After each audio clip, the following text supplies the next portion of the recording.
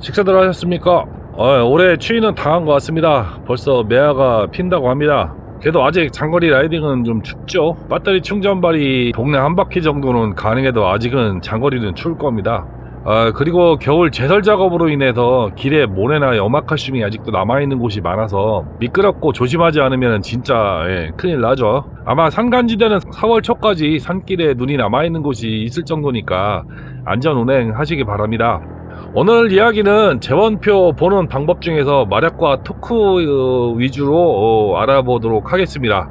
대체 오토바이 재원표를 보면은 요상한 단위들이 많이 쓰여져 있습니다. 단위도 제각각이죠. 나라별로 쓰는 도량량이 다르기 때문에 그럴 수 있지만은 일부는 아예 표기를 안 하는 경우도 있고 왜 그런지 그걸 막는 법적 제도적 장치는 없는 건지도 같이 알아봤습니다. 일단 이륜자동차 등록증에 나오는 재원표가 있습니다. 이것은 법적으로 지정되어 있는 내용이죠. 반드시 표기해야 하는 경우에 해당합니다. 차량 형식, 중량, 배기량, 길이, 넓이, 적재량, 원동기 형식, 뒤통수 연식, 높이, 승차 정원, 원동기 마력이 표기됩니다.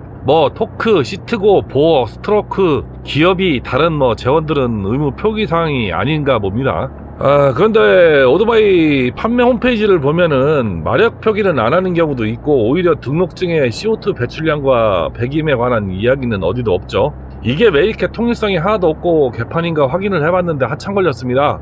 이 사안이 이륜차 등록증은 자동차 관리법으로 관장을 하고요. CO2 배출량과 배기음은 환경법과 도로교통법으로 관할권이 달라서 그런 듯 합니다. 그리고 홈페이지에 게시하는 것은 관할법이 현재는 없는 것인지 제가 찾지를 못했습니다. 제가 법률을 공부했어도 전문가가 아니라 못 찾는 것인지 홈페이지 게시에 관한 사항에 관한 아는 분 계시면 댓글 좀 부탁드리겠습니다. 그래서 제가 한국 홈페이지 내용을 잘 안 믿습니다. 본사 홈페이지를 그대로 번역해서 퍼오는 경우도 있고 오타가 있는 경우도 있고 제대로 재원을 표기하는 경우가 없기 때문에 항상 제조사 본사가 있는 국가 홈페이지 재원을 봅니다. 혼다 골드윙 재원을 한번 보겠습니다. 골드윙 제가 좋아서가 아니고 일본 본사 홈페이지 첫 페이지가 골드윙이고 혼다가 가장 찾기 쉬워서 가져왔습니다. 복잡하죠. 어마어마하게 많은 내용들이 표기가 되어 있습니다. 일본 홈페이지와 내용 차이가 한국은 좀 많죠. 일본은 아주 세세한 내용까지 표기가 됩니다. 보호 스트로크, 기어비, 캐스터 각도, 감속비, 기어비 등 많은 내용을 포함하고 있는데 국내는 그렇지 않죠. 필요한 내용과 무슨 옵션에 관한 내용만 엄청나게 많습니다. 결론은 좋은 게 옵션이 많고 비싸다가 이 재원표의 핵심 같습니다. 가격도 잘 나와 있죠. 4,400만원. 아따 비쌉니다. 그새 가격이 한 2,300만원 오른 느낌이죠. 일본 가격도 가져왔습니다. 똑같은 사양입니다. 346만 5천엔. 하나라는 한 3,736만원 정도 됩니다. 현재 엔화 가치가 한 9원이 안 됩니다. 8.87원 정도 되죠. 한 대 팔면 한 1,400만원 남네요. 야, 진짜 돈 쉽게 법니다, 정말. 이런 얘기 하면 일본서 올 때 관세가 어쩌고 하시는 분들 꼭 있죠. 그런 소리 하는 사람은 알면서도 그러는 업자 아니면은 무식하게 짝이었는데 어디서 주워 들은 건 있어서 아는 척 하고 싶은 꼰대일 겁니다. 일본 가격은 소비세 10% 포함 가격이고요. 한국 가격은 부가세 10%가 포함된 가격입니다. 일본에서 한국으로 수입할 때 일본 소비세는 안 내죠. 거기다가 일본서 한국에 소비자가로 줄까요? 소비자가로 수입을 해올까요? 혼다가 노자펜 시절에 차가 안 팔려서 고생하고 있을 때 혼다 코리아가 오토바이 CPX하고 골드윙 팔아서 먹고 살고 수익 냈다는 것은 아는 사람은 다 아는 사실이죠. 그리고 일본 홈페이지는 행정 고시사항도 반드시 홈페이지에 게시하게끔 되어 있습니다. 이유는 정확하게 모르겠으나 아마 법적으로 규정이 있는 듯 합니다. 우리나라는 법이 복잡하고 일반인은 알 수도 없는 용어를 사용해서 어렵게 만들어 놨죠. 법원 판결문도 그런 경우가 많습니다. 했는데 그렇지 아니하나 무엇은 아니니 무엇 법은 적용할 수 없다고 판단되어 무엇하니 아니할 수 없다. 이런 무슨 개 같은 소리가 있는지 좀 쉽게 쓰면 안 되나 싶은 생각도 들고요. 저렇게 써야 있어 보이는 건지도 살짝 의심되고 하여간 변호사, 검사, 판사 국어 수업 좀 시키거나 글쓰기 공부 좀 해야 한다고 저는 생각을 합니다. 그런데도 법을 아주 우습게 여기는 회사들이 있죠. 대부분 대기업이 그렇죠. 법이 있으나 마나 지들 규정을 먼저 적용하는 그런 사례가 많죠. 법은 회사 규정보다 우선하고 상위법이고 먼저 적용해야 합니다. 이런 이야기를 하는 것은 자동차 관리법을 한번 봤으니까 하는 얘기입니다. 자동차 교환 및 환불 규정이 있죠. 예, 이게 법령에 딱 명시가 되어 있습니다. 대기업들이 대표적으로 뭐 무시하는 법 중에 하나일 겁니다. 그래도 정치하는 분들 중에 친기업 우선 정책, 기업 프렌들리, 뭐 규제 혁신 뭐 이런 개소리 하는 정치인들이 있습니다. 결국은 소비자, 즉 대다수의 국민을 위한다는 소리가 아니라 대기업을 위한다는 소리를 아주 아름답게 표현한 소리죠. 결국은 국민의 피를 빨아서 대기업 잘 살게 해준다는 소리와 같은 이야기가 됩니다. 이런 정치인들 이번 선거에 걸으시는 게 답이죠. 너무 나간 이야기가 되었습니다. 결론은 법을 정비를 좀 해야겠다라는 이야기입니다. 그리고 홈페이지에 게시된 스펙이나 재원은 그냥 홍보 수단이라 이 정도로 알고 계시면 될 것 같습니다.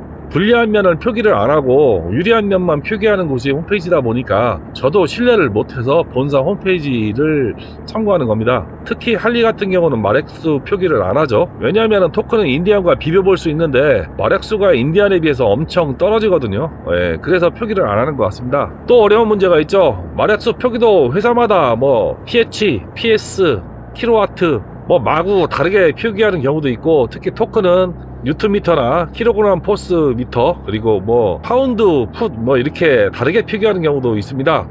이것에 관해 정리해 볼 필요가 있을 것 같아서 오늘 좀 정리를 해보겠습니다. 일단 마력 표기입니다. 마력을 HP라고 많이들 알고 계시죠. 예, 제임스 와트가 증기기관을 만들고 이 증기기관의 힘을 측정하기 위해 만든 단위가 HP, 마력, 즉 호스파워입니다. HP는 야드 파운드법의 기초가 된 마력으로 영국과 미국에서 사용을 합니다. 1초간 550 파운드 중량을 1피트 움직일 때 1마력이라 한다라고 이렇게 정의가 되어 있다고 합니다. 예, 머리 아파지기 시작하죠. 예, 그냥 그렇다고 알고만 있어도 됩니다. 그럼 PS는 뭐냐? PS는 독일어로 페르데 슈타케, 이렇게 발음한다고 합니다. 저도 독일어 1년밖에 안 배워서 기억도 안 납니다. 약자를 따서 만든 미터법 기초인 마력입니다. 우리나라, 일본, 유럽 그 밖에 미터법을 사용하는 국가에서 적용되고 있으며 1초간 75kg의 중량을 1m 움직일 때 1ps라고 합니다 라고 표기되어 있습니다. 뭐 그렇답니다. 종합해서 말씀드리면은 HP는 야드 파운드법을 쓰는 영국, 미국이 쓰는 마력이고요. PS는 미터법을 쓰는 나라를 위한 마력입니다. 뭐 여기는 우리나라도 포함이 되죠. 그럼 킬로와트는 전력량을 사용할 수 있는 능률을 뜻한다라고 되어 있습니다. 즉 HP나 PS로 생산할 수 있는 전기량이라는 뜻입니다. 이렇게 이해하면 편하게 이해하실 수 있을 것 같습니다. 이건 제 머릿속에서 나온 거기 때문에 내용이 조금 틀릴 수도 있습니다. 뭐 물리학이나 수학 전공하신 분들은 틀린 거 있으면 댓글 달아주시기 바랍니다. 그럼 이걸 서로 어떻게 계산해야 할까? 1마력은 0.7457kW, 대충 뭐 한 0.7 곱하면 된다는 얘기죠. 킬로와트로 표기된 걸 마력으로 환산하려면 0.7 정도 곱하면 되고, 거꾸로 계산하면은 나누면 되겠죠. 또 1마력은 1.01387PS, 대충 1.4% PS가 더 많이 표기가 됩니다. 그러면은 이걸 조합해보면은 1마력은 0.457kW, 1PS는 0.3355kW, PS가 약간은 더 높게 표기가 되네요. 그래서 우리나라는 PH, 마력수 호스파워가 더 많이 쓰는데도 불구하고 PS 표기를 하는 경우는 조금이라도 힘을 더 강하게 보여주기 위해서 쓰기도 한다고 합니다. 그래야 더 세 보이잖아요. 100마력인데 PS로 표기하면은 101.4 PS로 한 1.4 PS를 꽁으로 늘릴 수 있는 상황이죠. 그래서 그렇게 한다고 합니다. 그런데 생각보다 말림이 너무 약한 거 아닌가, 뭐 그런 생각 안 해보셨나요? 뭐 저만 생각하는 건가요? 그래서 찾아보니까 1993년 과학저널 네이처에서 조사한 결과 요즘의 말은 4마력을 갖고 있으며 최대 14.9마력을 발휘한다. 그렇게 생각하면 겁나 센 거죠. 제임스 와트보다 요즘 말들이 힘이 더 세다고 합니다. 이유는 모르겠습니다. 다음은 토크입니다. 돌림 힘, 회전력, 토크 또는 모먼트를 물체를 회전시키는 효력을 나타내는 물리량이며 힘이 아니다. 이게 뭐죠? 토크는 힘과 받침점까지의 거리 곱으로 기호는 보통 그리스 문자 타우이다. 마력보다 더 머리 아파지기 시작하죠. 위키피디아 읽어보다가 말았습니다. 이해가 안 됩니다. 모르겠습니다. 일당 물리량인데 힘은 아니다. 이 말에 무슨 말인지 여기서부터 막히기 시작했죠. 그냥 모른 척해도 될 것 같습니다. 이거 한다고 먹고 사는 삶이 나아지거나 뭐 그러지는 않을 듯 합니다. 이거 모르고도 여태껏 잘 살았으니까 증명은 된 셈이니까 그냥 넘어가도록 하겠습니다. 단위는 뉴턴미터가 기본입니다. 그러나 우리나라에서는 미터 킬로그램 단위를 쓰기 때문에 킬로그램 폴스 미터도 호환해서 사용을 합니다. 1뉴턴미터는 0.1019 kg 폴스 미터로 0.1 정도로 계산하면 되겠죠. 그러니까 10% 정도로 계산하시면 대충 답이 나옵니다. 간혹 파운드 포스 푸트로 계산하는 경우도 있습니다. 특히 미국 놈들이 이렇게 사용합니다. 이 경우는 1뉴턴미터가 0.735 파운드 푸트로 계산을 하면 되죠. 복잡하죠.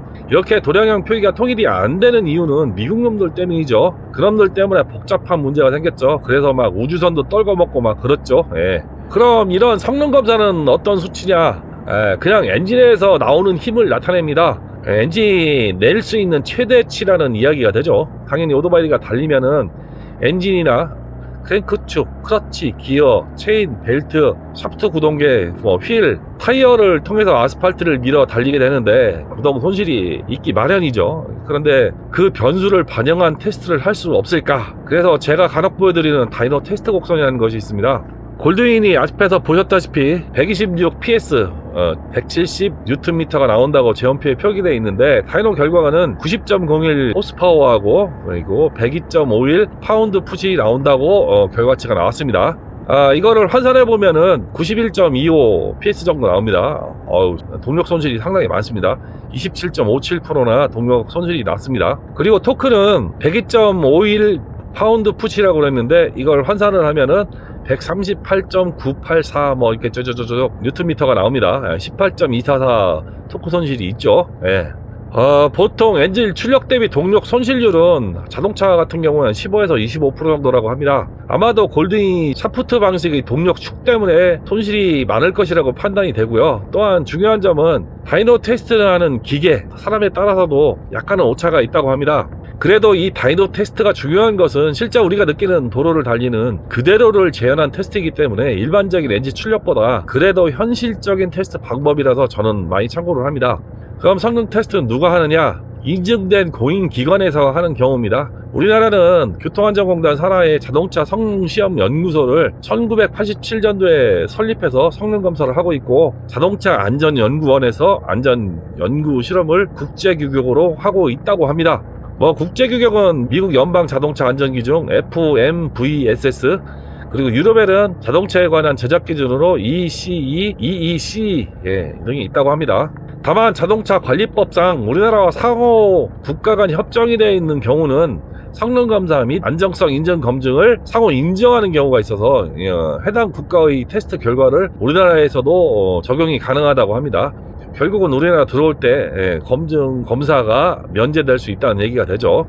참고로 배기 소음 검사 방법이 23년 이후로 변경이 되었다고 합니다. 기존 테스트 방법은 최고 출력의 75%의 RPM 그리고 5000rpm이 넘으면은 그냥 5000rpm으로 테스트를 했는데 바뀐 규정은 최고 출력이 5000rpm이 초과시 50%의 RPM으로 테스트한다고 합니다. 그냥 보면은 테스트 방법이 더 완화됐다고 보이는데 만약 최고 출력이 13000rpm인 오토바이가 있다면은 기존은 5000rpm으로 테스트를 했는데 바뀐 규정은 7500rpm으로 50%의 rpm으로 테스트를 하게 된다는 이야기가 됩니다. 당연히 결과는 불리해질 수밖에 없는 테스트 방법이죠. 특히나 3기통 이상의 엔진은 최고 출력 RPM이 보통 10,000rpm이 넘기 때문에 이제는 3기통, 4기통, 6기통은 불리한 테스트를 받을 수밖에 없는 상황이 되는 겁니다. 참고하시기 바랍니다. 오늘 이야기는 오토바이 제원표를 볼 때 헛갈리는 마력과 토크 단위를 포함한 제원에 관한 이야기를 해봤습니다. 머리 아프죠? 이걸 만드는 영상을 만드는 저도 머리 아픕니다. 그래도 이렇게 보는 것보다 어느 정도는 알 수 있게 영상을 만들려고 노력은 했습니다. 이해가 안 가시는 분은 필요하다면 여러 번 반복해서 보시는 것을 추천을 드리고요. 오늘 이야기는 이만 마치겠습니다. 오늘도 시청해 주셔서 감사합니다.